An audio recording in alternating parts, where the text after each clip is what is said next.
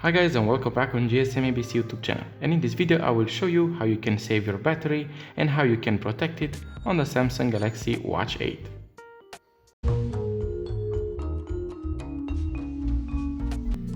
Now if you find yourself with low battery, you can go to settings, swipe up, click here, scroll down and go to battery. You will have your battery percentage and how much time do you have left with it. And you can toggle on power saving. Power saving will extend your battery life, but it will turn off wake up gestures, always on display and Wi-Fi, and will limit CPU performance and background usage like location and syncing. Will decrease the brightness and the screen timeout from 15 seconds to about 10 or 5. You can also opt to limit health features, click on it and turn it off, and now you won't have your heart rhythm monitored, blood oxygen, EKG and so on during power saving on. Further down, if you scroll, you'll have the option to select watch only. This will deactivate all the other features of the watch and you will have only the screen of the watch. You won't have any apps, any notifications or activities or any of other things, just the watch face.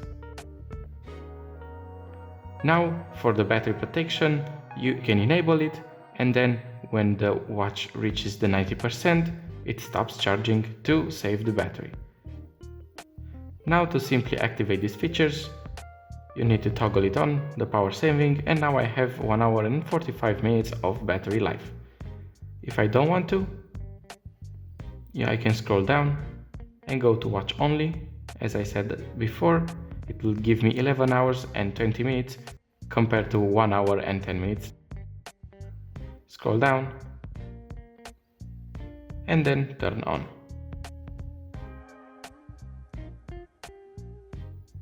Now you only have the watch face. It's a digital wall clock. You won't have any features whatsoever. Any other button won't work, even the bezel. Even if you swipe, it's not gonna work. If you want to exit this mode, here you have the home button, press longer on it,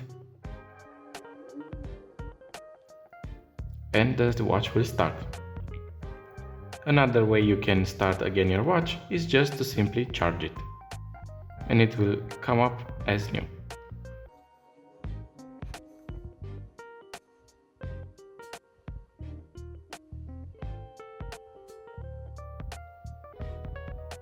And now the watch has been restarted.